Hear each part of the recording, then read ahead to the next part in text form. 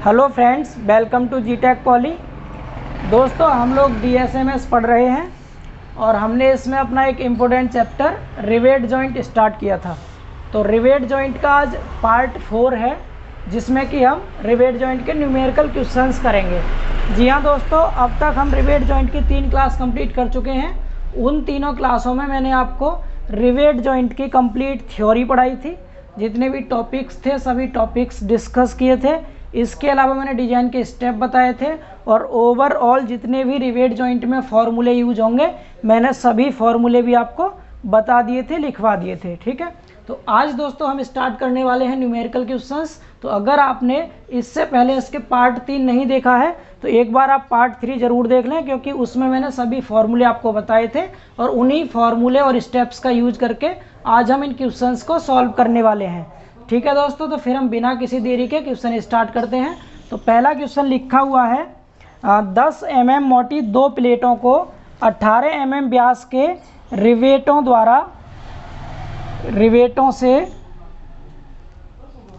रिवेटों से एकल लैप जोड़ द्वारा जोड़ा गया है। यदि पिच 55 mm हो तो जोड़ की सामर्थ्य ज्ञात कीजिए और अनुज्ञेय प्रतिबल ये तीनों दे रखे हैं। देखिए मैं समझाता हूँ आपको। अब जो भी बच्चे CBSE बोर्ड से हैं प्लीज़ वो परेशान ना हो, मैं आपको इंग्लिश में भी बता दूंगा। तो सबसे पहले इसने बोला है 10 mm मोटी 2 प्लेट्स को, 2 प्लेट हैं 10 mm मोटी, और जोड़ा किससे? इसने लैप जॉइंट से जोड़ा है। तो मैंने दोस्तों आपको बताया था लैप जॉइंट क्या होता है। जब 2 प्लेटों को एक दूसरे के ऊपर रख करके रिवेट द्वारा जोड़ा जाता है। एक प्लेट ये होगी, एक प्लेट ये होगी, इन दोनों को एक दूसरे के ऊपर रख लिया। ठीक है, और यहाँ बीच में रिवेट लगा देंगे। और रिवेट कितने लगाने हैं? तो इसने क्या बोला है, कितने रिवेट है?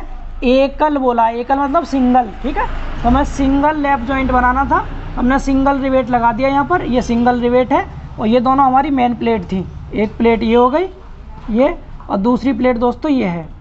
क्लियर? तो आपने ये दोनों प्लेट 10 mm मोटाई की थी, ये भी 10 mm है और ये भी 10 mm है। इन दोनों 10 mm मोटाई की 2 प्लेटों को 18 mm व्यास के, यानी इसका जो डाया था दोस्तों, जो आपको यहाँ पर डाया दिया होता है दोस्तों रिवेट का, वो होता है नॉर्मल डाया। वो क्या होता है? नॉर्मल डाया, यानी इसे कहते हैं हम सामान्य व्यास। इसको फाई से प्रदर्शित करते हैं। तो फाई का जो मान है दोस्तों वो दिया है 18 mm। आई होप सो इतना समझ आ रहा होगा पहली चीज़ यहाँ तक। ठीक है, 10 mm मोटाई थी तो ये आपको थिकनेस दे रखी थी। थिकनेस ऑफ प्लेट, यानी प्लेट की जो थिकनेस है वो दे रखी है कितनी? 10 mm। यहाँ तक समझ आ गया। आगे बात करते हैं। एकल लैप जोड़ था यानी सिंगल लैप जॉइंट था, सिंगल लैप जॉइंट दिखा दिया। आगे बोल रहा है इसकी पिच, यानी जो पिच है इसकी पिच दे रखी है दोस्तों। पिच यानी इसको स्मॉल p से डिनोट करते हैं। इसकी जो पिच है, और इसको भी लिख लो आप, इसको स्मॉल t से डिनोट करते हैं। ये दे रखा था 10 mm और पिच को स्मॉल p से डिनोट करते हैं, दे रखा है 55 mm। यहाँ तक समझ आ रहा है? मैं टेक्निकल वर्ड को इंग्लिश में लिख रहा हूँ, हिंदी में आपके सामने लिखे हुए, आप यहाँ से समझ सकते हैं। अब जोड़ की सामर्थ्य ज्ञात करनी है, मतलब आपको स्ट्रेंथ निकालनी है। स्ट्रेंथ ऑफ रिवेट जॉइंट आपको निकालना है। स्ट्रेंथ ऑफ रिवेट जॉइंट ये आपको फाइंड आउट करना है। अब आपको परमिजिबल स्ट्रेस दे रखे हैं, अनुज्ञेय प्रतिबल FT दे रखा है, जिसे हम टेंसाइल स्ट्रेस बोलते हैं। टेंसाइल स्ट्रेंथ कितना है? इसको नहीं लिखता मैं, ऊपर ही लिखे हुए वहीं रहने दो, दोबारा नहीं लिखते क्योंकि सॉल्व कर लेंगे नीचे क्वेश्चन। तो आपको टेंसाइल स्ट्रेस 150 दे रखा है, शियर स्ट्रेस 90 दे रखा है और बियरिंग स्ट्रेस 270 न्यूटन पर mm² दे रखा है। अब देखिए दोस्तों क्वेश्चन को कैसे पहचानना है, आपको क्या करना है इसमें। तो आपको साफ साफ दिखाई दे रहा है, टेंसाइल स्ट्रेस भी दे दिया क्वेश्चन में ही, आपको शियर भी दे दिया और बियरिंग भी दे दिया। इसका मतलब आपको 3 तरह की स्ट्रेंथ निकालनी है इसमें, टेंसाइल, शियर और बियरिंग। तीनों स्ट्रेंथ निकाल के उन तीनों में से जो वैल्यू कम होगी वही हमारे रिवेट जॉइंट की स्ट्रेंथ होगी। ये मैं आपको थ्योरी पोर्शन में पढ़ा चुका हूँ बहुत अच्छे से। ठीक है, जिन्होंने भी अभी तक वे वीडियोज़ नहीं देखी हैं तो आप चैनल पर जाके देख सकते हैं, मैंने प्लेलिस्ट बना रखी है DSMS के नाम से। तो चलिए दोस्तों फिर सॉल्व करते हैं क्वेश्चन को। सबसे पहले निकालते हैं हम टेंसाइल स्ट्रेंथ। देखिए टेंशन स्ट्रेंथ क्या होगी, यानी तनन सामर्थ्य कह सकते हैं हिंदी में आप इसको। तो इसको हम डिनोट करते हैं P और यहाँ लगाएंगे T, PT से। ठीक है, कैपिटल P लिखेंगे और सफिक्स में T, PT से। इसका फॉर्मूला क्या होता है दोस्तों, मैं आपको लिखवाया था, small p minus D into में टी इंटू एफ टी, यानी ये पिच होता है, पिच में से डाया ऑफ रिवेट माइनस करके, ग्रॉस डाया रिवेट का माइनस करके इनसे गुणा कर देते हैं, यानी ये तो एरिया हो जाता है इतना, ये स्ट्रेस। तो अब देखिए वैल्यू पुट कर दीजिए यहाँ पर सबकी, आगे सॉल्व कर देता हूँ मैं इसको, इधर इधर देख लीजिए, यहाँ सॉल्व कर रहा हूँ। तो पिच की जगह कितना रखेंगे, कितना दे रखा है 55 mm, 55 रख दिया, माइनस स्मॉल डी किसे कहते हैं, ग्रॉस डाया। तो यहाँ पर आपको नॉर्मल डाया दिया है दोस्तों। अब जब नॉर्मल डाया दिया हो तो ग्रॉस डाया कैसे निकालते हैं, तो इसमें 1.5 mm जोड़ देंगे। अगर फाई की वैल्यू 25 mm तक है तो 1.5 जोड़ते हैं, और 25 mm से ज़्यादा होगी तो 2 जोड़ते हैं। तो अगर आप इसमें 1.5 जोड़ेंगे तो कितना आएगा, ये 19.5 mm हो जाएगा दोस्तों, समझ आ रहा होगा इतना आपको। तो यहाँ पर 19.5 ऐड कर दीजिए इसमें। इसके बाद आगे वैल्यू पुट करेंगे, टी की वैल्यू कितनी है, टी की वैल्यू दे रखी है आपको, थिकनेस 10 है, 10 से गुणा कर दीजिए। एफ टी का मान कितना था, एफ टी 150 है, 150 रख दिया। इसको कैलकुलेट कर लेना है आपको यहाँ से। जब आप इसको कैलकुलेट करेंगे तो कितनी वैल्यू आएगी इसकी दोस्तों, मैं निकाल देता हूँ यहाँ से। 55 माइनस 19.5 गुणा करना है 10 इंटू 150 से, तो ये वैल्यू आ रही है 53250। इतने न्यूटन आ गई टेंसाइल स्ट्रेंथ। इतना समझ पा रहे हैं, ये पहली स्ट्रेंथ हो गई। दूसरी स्ट्रेंथ निकालेंगे दोस्तों, शियर स्ट्रेंथ। शियर स्ट्रेंथ यानी कर्तन सामर्थ्य, इसको PS से डिनोट करते हैं। इसका फॉर्मूला मैंने लिखवाया था आपको, N इंटू π/4 d² इंटू में FS, यानी ये एरिया है, ये स्ट्रेस है। एरिया और स्ट्रेस बराबर बल हो गया, और N यहाँ पर नंबर ऑफ रिवेट्स होता है।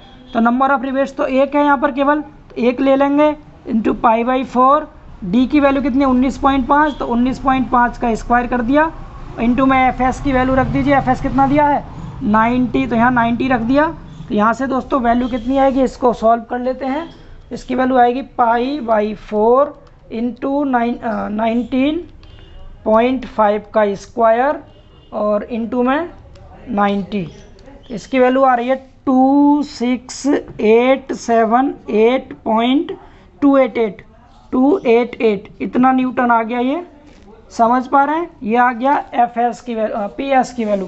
तीसरी एक और स्ट्रेंथ निकालते हैं लास्ट, तीसरी होती है वियरिंग स्ट्रेंथ। वियरिंग स्ट्रेंथ, अब जिन दोस्तों की भी इनकी हिंदी नहीं पता, मैं आपको एक बार रिपीट कर दे रहा हूँ। इसको तनन सामर्थ्य कहते हैं, इसको कर्तन सामर्थ्य, और इसको धारण सामर्थ्य। इसको PV से डिनोट करते हैं। इसका फॉर्मूला होता है दोस्तों, मैंने आपको लिखवा रखे हैं सारे फॉर्मूले, समझाए भी हैं कैसे आते हैं ये सब, वहाँ देख सकते हैं। D इंटू टी एरिया हो गया, और FV क्या हो गया, यहाँ पर FV होता है वियरिंग स्ट्रेस, ठीक है। यहाँ पर भी N से मल्टीप्लाई करते हैं नंबर ऑफ रिवेट से, तो ये भी याद रखेंगे आप। तो यहाँ पर देखिए नंबर ऑफ रिवेट 1 रख देंगे, इंटू D कितना था 19.5, गुणा T कितना है 10, और FV कितना दिया है 270, 270 रख दिया। इसको कैलकुलेट कीजिए कितना आ रहा है, तो ये आ जाएगा 19.5 इंटू 10 इंटू 270, तो ये आ रहा है 52650 इतना न्यूटन। अब दोस्तों आपको देखना क्या, स्ट्रेंथ निकालनी है। तो आपके रिवेट की जो स्ट्रेंथ होगी, इन तीनों में से जो सबसे कम आता है वो होती है इसकी स्ट्रेंथ। तो स्ट्रेंथ क्या हो जाएगी दोस्तों, तीनों में से जो मिनिमम होगा, तो minimum of PT, PS and PV, इन तीनों में से जो कम आएगा उसकी वैल्यू, तीनों में सबसे कम कौन है आप देख सकते हैं, 26,878 है, ये 53,250 है, और ये 52,650 है। तो ये वाला सबसे कम है, तो आप इसको लिख सकते हैं 26,800, और इसको 79 कर सकते हैं, इसको से करके लिख देना इतने न्यूटन, ठीक है। अपने से आप इसको से करके इतना लिख सकते हैं। तो ये हो गया आपका आंसर। आसान क्वेश्चन था दोस्तों, बिल्कुल इजी क्वेश्चन था। तो जब भी आपसे स्ट्रेंथ पूछेगा तो आपको तीनों स्ट्रेंथ निकालनी है, इन तीनों में जिसकी वैल्यू सबसे कम होगी वही हो जाएगा आंसर। बहुत आसान क्वेश्चन था, आपको समझ आ गया होगा दोस्तों। अब चलते हैं हम नेक्स्ट क्वेश्चन की तरफ, क्वेश्चन नंबर 2। मैं इसको रफ कर रहा हूँ, फिर अगला क्वेश्चन देखते हैं हम। देखिए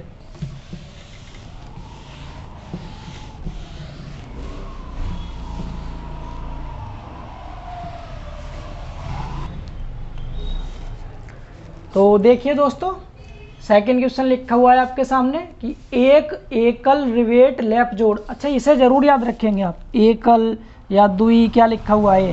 तो ये एकल मतलब था सिंगल, यानी सिंगल रिवेट लैप जोड़। सेकंड क्वेश्चन भी सिंगल रिवेट लैप जोड़ का है। इसमें 16 mm तथा 20 mm मोटाई की प्लेटें, यानी एक 16 mm की प्लेट है, दूसरी 20 mm की प्लेट है। इन दोनों को 24 mm व्यास के रिवेट द्वारा जोड़ा गया है।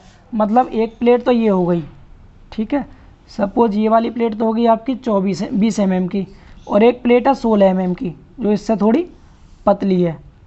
समझ पा रहा? इसमें एक रिवेट जोड़ा गया है, यहाँ पर एक रिवेट यहाँ जोड़ दिया। ये मेन प्लेट हो गई आपकी, ये पहली प्लेट है, ये दूसरी प्लेट है, ठीक है। एक तो ये तो थी 20 mm की और ये है 16 mm की। इन दोनों को जोड़ा गया है। इसका जो व्यास है, इस रिवेट का जो डाया है, वो रिवेट का डाया दे रखा है आपको 24। आगे क्या कह रहा है फिर, यदि रिवेट पिच 75 mm हो तो जोड़ की सामर्थ्य ज्ञात करनी है और स्ट्रेस आपको यहाँ दे रखे हैं। बिल्कुल सेम क्वेश्चन है, बस आपको यहाँ छोटी सी एक बात ध्यान रखनी है। जो हम टी की वैल्यू लेते हैं दोस्तों, थिकनेस जो हम यूज करते हैं वो इन दोनों प्लेट्स में से जिस प्लेट की मोटाई कम होती है वो लेते हैं हम टी की वैल्यू। मतलब जो टी होता है हमारा, टी वो क्या होता है, वो होता है थिकनेस ऑफ, मैं पूरा नाम लिख दे रहा हूँ उस टी का, thickness of thinner main plate, thinner main plate, ठीक है, थिनर मेन प्लेट। यानी कि थिनर का मतलब हो गया जो पतली मेन प्लेट होती है उसको बोलते हैं टी। और इन दोनों में से पतली कौन सी है, 16 mm की, तो ये 16 mm क्या हो जाएगा, स्मॉल टी की वैल्यू। आई होप सो समझ आ रहा होगा दोस्तों सभी को। 20 mm और 16 mm इसको समझ गए। आगे 24 mm इसका व्यास है, तो ये फाई दिया, नॉर्मल डाया कितना है 24 mm। मैंने क्या बताया था, जब आपको नॉर्मल डाया फाई 24 mm दे रखा हो और ग्रॉस डाया निकालना हो आपको, इसको नॉर्मल डाया कहते हैं सामान्य व्यास, इसको ग्रॉस डाया कहते हैं सकल व्यास। तो इसमें क्या करते हैं, अगर ये 25 तक है तब तो 1.5 जोड़ेंगे और 25 से ज़्यादा है तो 2 जोड़ते हैं। तो इसमें हम कितना जोड़ देंगे, 1.5 मतलब 1.5 जोड़ देंगे इसमें। तो ये कितना हो जाएगा दोस्तों, ये हो जाएगा 25.5 mm आ गई स्मॉल डी की वैल्यू। इतना समझ गए। इसके बाद आपको पिच दे रखी है स्मॉल पी की वैल्यू। स्मॉल पी पिच कितना है, पिच दिया है 75 mm। यहाँ तक समझ आ रहा है। आपको एफ टी, एफ एस और एफ बी दे रखा है। अब क्या करना है, आपको स्ट्रेंथ पूछा है, तो स्ट्रेंथ निकालने के लिए दोस्तों आपको 3 तरह की स्ट्रेंथ निकालनी होती है। सेम पीछे वाला क्वेश्चन है ये, मैं यहाँ पर डायरेक्ट लिख रहा हूँ। एक तो आपको क्या निकालना है, पीटी निकालना है, एक आपको क्या निकालना है, दूसरा पीएस निकालना है, और तीसरा क्या निकालना है, पीबी निकालना है। समझ पा रहे हैं? तीनों फॉर्मूले में लिख दे रहा हूँ, आप खुद से करेंगे इस क्वेश्चन को। P minus D into T into F T पहला क्वेश्चन हो गया, फॉर्मूला हो गया। दूसरा रहता है n into π/4 D square into F S हो गया, इसका हो गया n इंटू डी टी और इंटू में एफ बी। समझ आ रहा है? तो n मतलब नंबर ऑफ रिवेट केवल एक है, तो एक रखना है n की जगह पे। d की वैल्यू, बाकी सारी वैल्यू आपकी इधर लिखी हुई है। यहाँ वैल्यूज़ को पुट करके दोस्तों आपको तीनों को निकालना है। तो इन तीनों में सबसे कम वैल्यू आएगी वही स्ट्रेंथ हो जाएगी। आई होप सो सारे स्टूडेंट्स इसको कर लेंगे इजीली। तो मैं उम्मीद करता हूँ कि आप इस क्वेश्चन को कर सकते हैं। मैं इसको रफ करके अगले क्वेश्चन को करता हूँ। समझ गए ना? सारा डेटा आपके सामने लिखा है, आपको बस सॉल्व करना है, इजीली कर लेंगे इसको। आसान क्वेश्चन है। हम जल्दी से आगे बढ़ते हैं ताकि कुछ टिपिकल क्वेश्चन आए, डिजाइन के क्वेश्चन आए, तो उनको करने में इंटरेस्ट आएगा। तो मैं इसको भी रफ कर रहा हूँ। देखिए तीसरा क्वेश्चन, सब कर लेंगे ना इसे? देखिए अब अगर फिर भी आपको कोई प्रॉब्लम हो तो आप कमेंट सेक्शन में लिख दीजिएगा, ठीक है? मैं करा दूंगा आगे फिर से। देखिए दोस्तों, बात करते हैं क्वेश्चन नंबर 3 की। तो तीसरा क्वेश्चन लिखा हुआ है, एक टंकी में प्लेटों की मोटाई 8 mm है। यानी यहाँ पर दोनों प्लेट की मोटाई सेम दे रखी है 8 mm। इसके बाद कह रहा है इन्हें 16 mm व्यास की रिवेटों से एकल रिवेटदार, क्या बोला, एकल रिवेटदार लैप जोड़ द्वारा 55 mm पिच पर जोड़ा गया है। मतलब ये कोई 2 प्लेट हैं, एक प्लेट ये हो गई और इसके बाद दूसरी प्लेट, एक प्लेट ये हो गई। इन दोनों प्लेट्स को क्या किया है इसने, 8 mm की प्लेट हैं दोनों, इनको सिंगल रिवेट से जोड़ रखा है। यहाँ पर ये सिंगल रिवेट लगा दिया, इस सिंगल रिवेट से इसको जोड़ा गया है, ठीक है। ये सिंगल रिवेट से जोड़ रखा है, ये भी 8 mm है और इधर भी 8 mm है। जब दोनों बराबर हैं तब तो कोई बात नहीं, कोई सी भी ले सकते हो टी की वैल्यू। जब कम और ज़्यादा हो तो कम वाली वैल्यू यूज करते हैं टी की। तो सबसे पहले आप टी लिख लीजिए। थिकनेस ऑफ प्लेट कितना दे रखा है, 8 mm। आप पूरा लिख के आएंगे, ठीक है। प्लेट की मोटाई टी बराबर इतना, समझ रहे हैं? मैं डायरेक्ट लिख रहा हूँ यहाँ पर। दूसरा क्या है, इन्हें 16 mm व्यास की रिवेटों से, यहाँ पर जो रिवेट लगी हुई है कितना डाया है इसका, 16 mm, तो इसको नॉर्मल डाया कहते हैं, सामान्य व्यास, ये 16 mm हो गया। ठीक है, आगे इसके बाद क्या कह रहा है, एकल रिवेटदार लैप जॉइंट, ये सिंगल रिवेट लैप जॉइंट है। अब 55 mm पिच दे रखी है, पिच कितनी है इसकी 55 mm पिच हो गई। आगे पढ़ते हैं फिर, वह तनन ज्ञात कीजिए, यानी आपको एक ऐसा टेंशन ज्ञात करना है जो यह प्लेट्स प्रति सेंटीमीटर लंबाई में ले सकती हैं।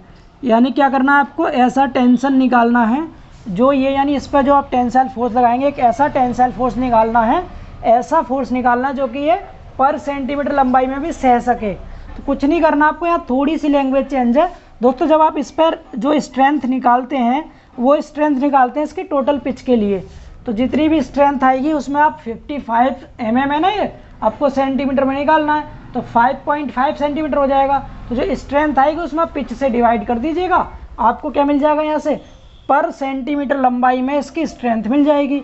अब जोड़ की दक्षता भी पूछी है, तो मैं इस क्वेश्चन को आपको सॉल्व कर देता हूँ। देखिए, पहले तो हम क्या निकालेंगे, इसकी स्ट्रेंथ निकालेंगे पहले। तो स्ट्रेंथ निकालने के लिए सबसे पहला काम क्या करेंगे, हम निकालेंगे इसकी टेंसाइल स्ट्रेंथ, यानी टेंशन स्ट्रेंथ निकाल लीजिए। टेंशन स्ट्रेंथ कितनी आती है, जिसको हम कहते हैं पीटी। पीटी का फॉर्मूला सबको पता है, small P minus D into T into F T, ये होता है फॉर्मूला। दूसरा निकालेंगे हम इसमें क्या, शियर स्ट्रेंथ, ठीक है, कर्तन सामर्थ्य पी एस, इसका फॉर्मूला एन इंटू पाई/4। अब तो याद हो गया होगा, बार बार लिख रहा हूँ फॉर्मूला में, सबको याद हो जाना चाहिए। और तीसरा निकालेंगे हम इसमें क्या, तीसरा निकालेंगे बियरिंग स्ट्रेंथ। बियरिंग स्ट्रेंथ क्या होती है दोस्तों, इसको बोलते हैं पीबी से डिनोट करेंगे इसको। इसका formula N into D into T into में एफ बी। अब यहाँ पर सबकी वैल्यू पुट करके आप इन वैल्यूज़ को निकाल लीजिए। पी की वैल्यू कितनी है, 55 है। स्मॉल डी निकालेंगे तो ये 16 दे रखा है, स्मॉल डी कितना हो जाएगा दोस्तों, इसमें 1.5 जोड़ दीजिए, 17.5 mm। ठीक है, ये मैंने आपको पढ़ा रखा, 25 से कम होगा तो कितना जोड़ना है आपको, 1.5 जोड़ना, तो 17.5 हो गया। स्मॉल डी मिल गया। टी की वैल्यू आपको 8 दे रखी है, एफ टी रख देंगे कितना, 150। यहाँ पर भी एन की वैल्यू 1 है, केवल सिंगल है, पाई/4। डी की जगह रखेंगे 17.5, एफ एच की जगह रख देंगे कितना, 90, ये भी निकल जाएगा ये भी। तो मैं तीनों की वैल्यू डायरेक्ट लिख दे रहा हूँ, कितनी कितनी आ रही है इस तीनों की वैल्यू। क्वेश्चन नंबर कौन सा था, 3 था ये। इसमें जो वैल्यू आ रही है दोस्तों, ये तो आ रही है 4, 5। एक बार आप कैलकुलेशन करके देख लेंगे प्लीज़। ठीक है, ये मैंने डायरेक्ट बुक से वैल्यू लिख दी है आपके लिए, ताकि टाइम थोड़ा बच जाए। और तीसरी वैल्यू आ रही है 37844। ठीक है, ये 3 वैल्यू हो गई यहाँ पर। अब अगर हम बात करें इसमें एक्चुअल स्ट्रेंथ की, इन तीनों में सबसे कम कौन सा है, तो वो जाएगा इसका एक्चुअल स्ट्रेंथ। एक्चुअल स्ट्रेंथ जो होगी दोस्तों, एक्चुअल स्ट्रेंथ, सपोज मैंने कैपिटल पी कह दिया इसको, तो कैपिटल पी एक्चुअल स्ट्रेंथ कितनी आएगी यहाँ से बताइए। इनमें जो सबसे कम होगा वही तो होगी एक्चुअल स्ट्रेंथ। तो सबसे कम कौन सा है, डायरेक्ट लिखते हैं चलिए। इन तीनों में कम कौन सा है, ये 45,000 है, ये 21,000 है, ये 37। तो 21,000 सबसे कम है, तो 21,640 न्यूटन, ये होगी इसकी एक्चुअल स्ट्रेंथ। समझ पा रहे हैं, ये कितनी है, जब हमारी 55 mm पिच थी, तो यहाँ लिखेंगे स्ट्रेंथ फॉर 55 mm पिच।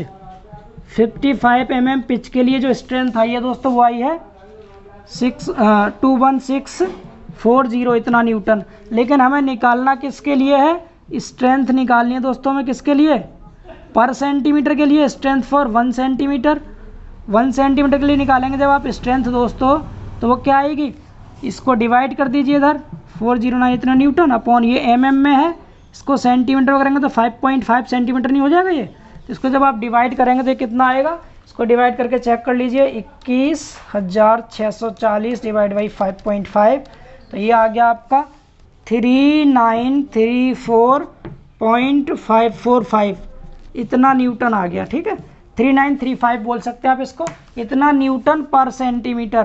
तो यहाँ पर जो आपसे पूछा था प्रति सेंटीमीटर लंबाई में स्ट्रेंथ कितनी आ गई है, एक आंसर तो ये हो गया, इतना समझ आ गया होगा सबको। अब दूसरा आंसर आपसे पूछा है इसने दोस्तों, जोड़ की दक्षता यानी इफिशियंसी निकालनी है।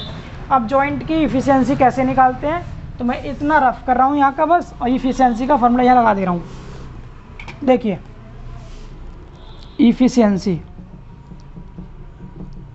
इफिशियंसी ऑफ जॉइंट, यानी इसको ईटा से डिनोट करते हैं। बड़ा सिंपल फार्मूला है। इसकी जो स्ट्रेंथ आई थी, एक्चुअल स्ट्रेंथ, एक तो आप उसको लेंगे एक्चुअल स्ट्रेंथ को, मतलब इन तीनों में से जो कम वैल्यू थी, इन तीनों में सबसे कम जो थी एक्चुअल कितनी थी, यही तो थी, इसको लेंगे और अपॉन में लेते हैं यहाँ पर P इंटू टी और इंटू में FT। इसे बोलते हैं स्ट्रेंथ ऑफ सॉलिड प्लेट। देखिए अगर प्लेट में से डाया घटा दिया तब तो ये कैसी होगी, आपकी टेंसाइल स्ट्रेंथ हो गई जब आपने रिवेट लगा रखा था वो। अगर रिवेट नहीं लगा रखा है, प्लेट सॉलिड है, ठोस प्लेट है, तो ठोस प्लेट में ये डाया नहीं लगेगा, यहाँ पर ये हटा देंगे इसको, तो PT FT बचेगा। इसको याद रख सकते हैं और इसकी वैल्यू हमेशा परसेंटेज में आती है, तो 100 से कर देंगे मल्टीप्लाई। ये फॉर्मूला होता है दोस्तों। चलिए वैल्यू पुट कर दीजिए सबकी। तो मैं ये नीचे वाला रफ कर रहा हूँ, इसको रफ करके मैं यहाँ वैल्यू लिख देता हूँ आपके सामने। तो देखिए कितनी आएगी वैल्यू। एक्चुअल स्ट्रेंथ की वैल्यू क्या थी, 21640 अपॉन पिच कितनी दे रखी है क्वेश्चन में, पिच दे रखी है 55 इंटू थिकनेस 8 mm है, इंटू FT की वैल्यू 150 है, ठीक है, इंटू में यहाँ पर 100 है। तो आप इसको कैलकुलेट कर लीजिए, परसेंटेज में आंसर आ जाएगा। तो मैं आपके सामने लिख देता हूँ आंसर कितना आ रहा है इसका। तो 21640 into 100 divide by 55 into 8 into 150, तो ये आ रहा है दोस्तों 32.787 इतना न्यूटन नहीं, सॉरी परसेंटेज आ रहा। तो आप इसको से करके 33% भी लिख सकते हैं। ये इतना हो गया आपका आंसर। समझ पा रहे हैं? तो दोनों आंसर आपके सामने है, एक ये और एक ये दोनों आंसर हो गए दोस्तों। अब करते हैं हम अगले क्वेश्चन की बात, चौथा क्वेश्चन देखेंगे, ठीक है। 3 क्वेश्चन आपको समझ आ गए होंगे, आसान क्वेश्चन थे। अब चौथे क्वेश्चन की ओर चलते हैं। मैं इसको रफ करता हूँ, देखिए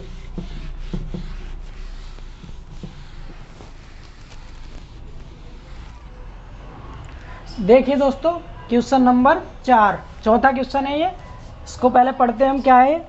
एक दोहरे रिवेट बट जोड़ में मुख्य प्लेटों की मोटाई 12 mm है। यानी क्या दिया है इस बार, ये है दोहरा डबल रिवेट बट जॉइंट है। इस बार बट जॉइंट दे रखा है, ठीक है।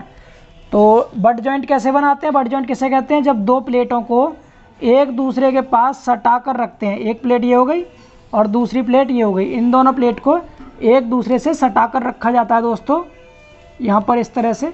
और जब इसे हम जोड़ते हैं तो उसे क्या कहते हैं, हम उसे कहते हैं बट जॉइंट। लेकिन कैसा है, ये दोहरा रिवेट बट जॉइंट है। 2 रिवेट आपको यूज करने हैं, अभी दिखाता हूँ, आगे पढ़ते हैं। पहले मुख्य प्लेटों की मोटाई 12 mm है, यानी ये भी 12 mm की है और इधर भी 12 mm की ही है, दोनों 12-12 mm की हैं। आगे बात करते हैं, आगे लिखा है कवर प्लेटों की मोटाई 8 mm है। कवर प्लेटों की बात कर रहा, मतलब सिंगल नहीं, 2 कवर प्लेट यूज करनी है यहाँ पर, ठीक है।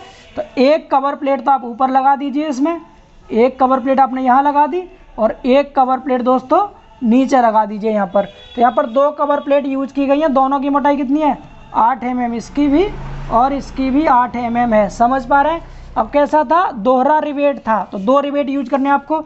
इस केस में दोस्तों आप याद रखेंगे, देखिए जो मेन प्लेट है आपकी, ये वाली जो मेन प्लेट है ये वाली, और एक मेन प्लेट ये है, दोनों में ही 2-2 रिवेट लगाएंगे आप। 2 रिवेट तो आप यहाँ यूज करेंगे इस साइड, इसमें 2 रिवेट, और 2 रिवेट आप इसमें यूज करेंगे इधर और इधर। समझ पा रहे हैं, 2 रिवेट यहाँ और 2 रिवेट यहाँ। इधर देखिए, एक ये एक ये, 2 रिवेट हो गए और 2 ही रिवेट इधर हमने यूज कर लिए। ये मेन प्लेट थी दोस्तों, ध्यान से समझिएगा प्लीज़, ठीक है। ये मेन प्लेट है दोनों, ये वाली। इसके बाद ऊपर नीचे कैसी है, कवर प्लेट है। और यहाँ 2-2 हमने रिवेट यूज कर लिए, 2 इसमें 2 इसमें। इसको दोहरा रिवेट बट जॉइंट बोलते हैं, जब हम 2 रिवेट एक मुख्य प्लेट पर यूज करते हैं तब। इतना समझ आ गया। तब देखिए वैल्यू क्या क्या दे रखी है आपको। बट जॉइंट समझ के ना, आप 2 प्लेटों को एक दूसरे से सटा करके यहाँ पर सटा के रखा गया इनको, एक इधर एक इधर, और दोनों के ऊपर कवर प्लेट यूज कर ली, तो डबल कवर प्लेट जॉइंट है ये। अब देखिए वैल्यू क्या क्या दिया है इसमें आपको। तो मुख्य प्लेट की मोटाई जिसे हम T बोलते हैं, वो कितनी दे रखी है, 12 mm, ठीक है। और कवर प्लेट की मोटाई जिसे हम T1 कहते हैं, कवर प्लेट की मोटाई को, वो दे रखा है 8 mm। इतना समझ पा रहे हैं। इसके बाद क्या दे रखा है आगे, रिवेट का व्यास यानी नॉर्मल डाया फाई दे रखा है, कितना 22 mm दे रखा है। तो यहाँ से ग्रॉस डाया कितना आ जाएगा, 1.5 जोड़ दीजिए इसमें, 23.5 mm हो जाएगा ये। यहाँ तक समझ गए। आगे देखिए पिच दे रखी है 70 mm, तो स्मॉल p की वैल्यू कितनी हो गई, 70 mm हो गई स्मॉल पिच, यानी स्मॉल p पिच की वैल्यू। अब जोड़ की दक्षता निकालनी है, एक तो सॉरी जोड़ की सामर्थ्य निकालनी है और एक निकालनी है आपको दक्षता। एक तो स्ट्रेंथ निकालनी है, स्ट्रेंथ, एंड दूसरा इफिशियंसी निकालनी है। इफिशियंसी मतलब दक्षता। ये दोनों चीज़ आपको फाइंड आउट करनी है। समझ पा रहे हैं? वैल्यू आपके सामने सब लिखी हुई है, डायग्राम भी बना दिया। तो चलिए क्वेश्चन को सॉल्व करते हैं दोस्तों। तो सबसे पहले स्ट्रेंथ निकालेंगे, तो हमें 3 स्ट्रेंथ निकालनी होती है। कौन कौन सी? Tensile, shear and bearing. तो पहले बात करते हैं टेंसाइल स्ट्रेंथ की। तो टेंसाइल स्ट्रेंथ के लिए फॉर्मूला लगाएंगे आप, टेंशन स्ट्रेंथ लिखेंगे यहाँ, टेंशन स्ट्रेंथ पीटी से डिनोट करते हैं। टेंशन स्ट्रेंथ का पीटी का फॉर्मूला क्या होगा दोस्तों? लिखवाया था मैंने अभी आपको, P - D into T into FT। Clear? यहाँ वैल्यू पुट कर लेंगे आप। दूसरा लिखेंगे यहाँ पर क्या? शियर स्ट्रेंथ का फॉर्मूला क्या होगा दोस्तों? तो शियर स्ट्रेंथ का जो फॉर्मूला होता है वो होता है PS इक्वल टू होता है क्या? N इंटू, अब यहाँ एक बात ध्यान रखेंगे दोस्तों, ये बट जॉइंट है। बट जॉइंट में हमें ये देखना जरूरी होता है कि हमारी शियरिंग सिंगल है या डबल। तो अगर आप यहाँ ध्यान से देखें तो एक तो इस सरफेस पर शियरिंग होगी, इस सरफेस पे, और एक इस सरफेस पर शियरिंग होगी, क्योंकि यहाँ दो कवर प्लेट यूज कर रखी है। जब 2 कवर प्लेट यूज की जाती हैं बट जॉइंट में, तो वहाँ पर दोस्तों डबल शियरिंग होती है। क्या होती है वहाँ? Double shearing. और दोस्तों डबल शियरिंग के लिए हम जो पीछे फॉर्मूला यूज कर रहे थे, N इंटू π/4 D² FS, इसमें 2 का कर देते हैं मल्टीप्लाई। समझ पा रहे हैं? क्योंकि यहाँ 2 से मल्टीप्लाई, क्योंकि डबल शियरिंग हो रही है इसमें। इतना समझ गए? आगे तीसरी स्ट्रेंथ निकालते हैं दोस्तों हम। तीसरी कौन सी होती है? बियरिंग स्ट्रेंथ निकाल देंगे यहाँ से। तो बियरिंग स्ट्रेंथ का फॉर्मूला क्या होता है? PB इक्वल टू क्या होता है दोस्तों? यहाँ पर भी जब बट जॉइंट हो तो 2 फॉर्मूले होते हैं इसके। एक तो हम यूज करते हैं कि N रहेगा यहाँ, इंटू में यहाँ पर लेंगे हम, एक तो D इंटू टी लेते हैं, ये FB, और एक DT की जगह हम D इंटू 2T1 भी यूज करते हैं इसमें, और इसमें जो कम आएगा उसे यूज करते हैं। तो 2T1 देखिए कितना आ रहा है, तो इन दोनों को जोड़ के देखिए, अब ये हो गया 16 और ये है 12। तो इनमें जो कम होता है वो यूज करते हैं। तो यही तो कम है, तो हम इसे यूज करेंगे, इसको यूज नहीं करेंगे। सपोज यहाँ पर ये कितना होता? 5 होता ये दोनों, 5 दूनी 10 हो जाता, और ये था 12, तो फिर हम 10 यूज करते। समझ पा रहे हैं? 2T1 कब यूज करेंगे टी की जगह पे? जब 2T1 की वैल्यू टी से कम होगी तब यूज करेंगे, अदरवाइज हम इसी को यूज करते हैं। समझ गए? तो यहाँ वैल्यू पुट कर लेंगे तीनों की वैल्यू। किस किस की? पिच की जगह पे कितना रखेंगे आप? 70, स्मॉल डी की जगह पे 23.5, टी की जगह पे 12, FT की जगह पे कितना रखेंगे? 150। यहाँ से निकल जाएगा PT की वैल्यू। तो मैं PT की वैल्यू आपको यहाँ बता दे रहा हूँ। PT की वैल्यू कितनी आ रही है, इधर देख लीजिए। PT की वैल्यू जो आएगी दोस्तों वो आ रही है, इसमें PT की वैल्यू निकाल रखी है, यस, 83700, 83700 इतना न्यूटन। कर लेंगे सारे बच्चे, इसमें बस वैल्यू पुट करनी है और कुछ नहीं करना। PS की जो वैल्यू आएगी दोस्तों, PS वो कितनी आएगी? 2 गुणा N की जगह पे 2 रखना है, यहाँ आपको ध्यान रखना है, 1 2 रिवेट है ना, तो N की जगह भी 2 रखेंगे यहाँ पर N की वैल्यू, तो 2 गुणा 2 π/4, D की जगह पे कितना? 23.5, और FS की जगह पे रख देंगे कितना? FS किधर है? ये रहा 100।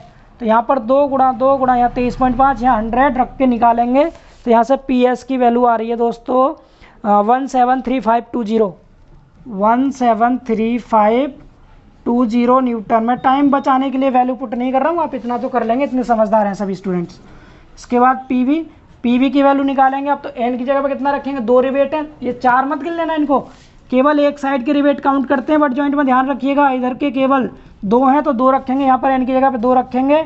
D की वैल्यू कितनी है? 23.5, T की जगह 12 रख दीजिए, और FB की जगह 300 यहाँ रखेंगे। तो यहाँ से PV निकाला आपने, तो PV की वैल्यू दोस्तों आ रही है यहाँ से 169200, 169200। आप इसको कैलकुलेटर से कैलकुलेट करके ज़रूर देख लें प्लीज़, ठीक है।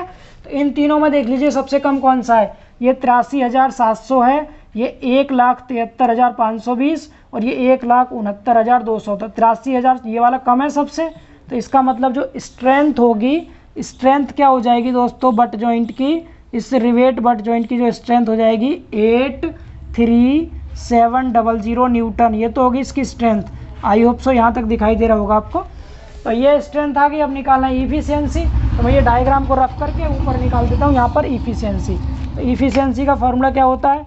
ईटा इक्वल टू होता है दोस्तों, जो इसकी स्ट्रेंथ आई ऐसे ले लेंगे, यानी कि एक्चुअल स्ट्रेंथ की वैल्यू, यहाँ मैं P लिख दे रहा हूँ केवल, और क्या लिखेंगे? Small p into T into FT, यानी सॉलिड प्लेट की स्ट्रेंथ, और गुणा कर देते हैं इसमें कितने से? 100 से कर देंगे मल्टीप्लाई, परसेंटेज में वैल्यू आएगी। तो इसको सॉल्व कर लेंगे। ये कितना आया? 700 अपॉन स्मॉल पी कितना था, पिच 70 रख दिया, टी की जगह पे 12 रख दिया, और एफ टी की जगह पे कितना है 150 ये रख दिया, और ऊपर 100 से मल्टीप्लाई कर दिया परसेंटेज में लाने के लिए। तो यहाँ से वैल्यू कितनी आएगी, इसको कैलकुलेट करके इफ़िशियंसी 66.43 आ रही है दोस्तों, 66.43%, ये आ गई इफ़िशियंसी। तो आई होप सो आपको समझ आ गया होगा इजीली कि ये इफ़िशियंसी और स्ट्रेंथ आपको कैसे निकालनी थी। दोनों आंसर आपके आ चुके हैं। ये था बट जॉइंट के लिए। तो दोस्तों वीडियो ज़्यादा लेंथी ना हो, इसके लिए हम आज के लिए यहीं पर स्टॉप करते हैं इस क्लास को। इसका एक लास्ट पार्ट और आएगा, पार्ट 5। उसमें हम क्या करेंगे, उसमें इस रिवेट जॉइंट के जितने भी डिजाइन के क्वेश्चंस होते हैं, डिजाइन के सारे क्वेश्चन कवर करेंगे। इस क्लास में हमने स्ट्रेंथ के किस के, सामर्थ्य के और दक्षता के क्वेश्चंस कवर कर लिए। 4 क्वेश्चन मैंने कराए हैं आपको। ऐसे ही आप हजारों क्वेश्चन कर सकते हैं इजीली। फॉर्मूले यही रहेंगे, कंडीशन सब यही है आपके सामने जो है। मैंने दोनों तीनों टाइप के क्वेश्चन करा दिया आपको। इसी तरह के क्वेश्चन आपसे पूछे जाएंगे स्ट्रेंथ और इफिशियंसी से रिलेटिव। ठीक है दोस्तों, तो इसके बाद फिर हम मिलते हैं नेक्स्ट क्लास में, जिसमें कि हम पार्ट 5 में न्यूमेरिकल क्वेश्चंस करेंगे डिजाइन वाले। ठीक है, तो फिर आप इन क्वेश्चंस की प्रैक्टिस कीजिएगा। अगर ये वीडियो आपको पसंद आई है तो इस वीडियो को लाइक करेंगे। अगर चैनल पर आप नए हैं तो आप चैनल को भी सब्सक्राइब जरूर कर लेंगे। ठीक है दोस्तों, फिर मिलते हैं नेक्स्ट वीडियो में। तब तक के लिए बाय बाय, टेक केयर।